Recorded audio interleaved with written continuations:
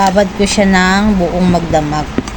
Para bukas is iinumin ko na siya. Kailangan kasi guys, maglaway siya.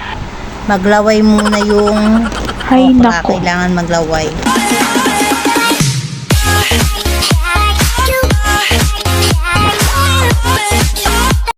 Hi guys, ito gagawa tayo ng okra water.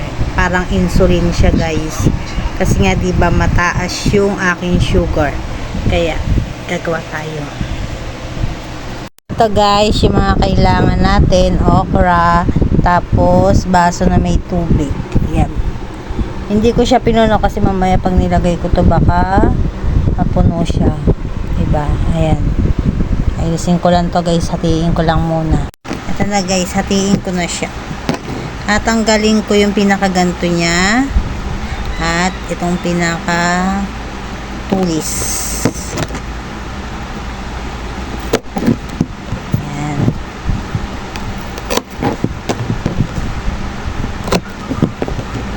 Ito pala guys yung gagamitin kong tubig. Puro ng kutsilyo ko Ayan. Ito yung iinumin ko para bumaba yung sugar ko kasi nga 300 plus yung sugar ko guys.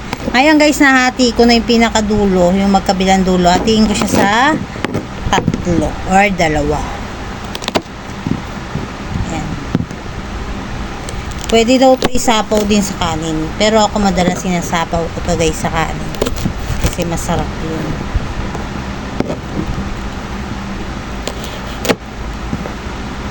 Na guys,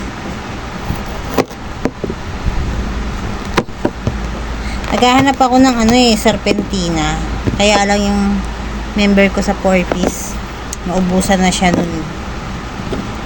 Wait lang guys, hugasan ko lang. Ito na guys, naugasan na. Ilalagay ko na siya rito sa may tubig na baso. Yan.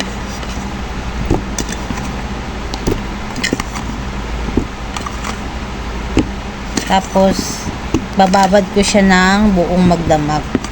Para bukas is iinumin ko na siya. Kailangan kasi guys, maglaway siya. Maglaway muna yung okra. Kailangan maglaway. Kaya ibababad ko siya ng overnight. Kasi ayun yung gagawin kong tubig para bumaba yung aking blood sugar. Ayun lang guys. Thank you.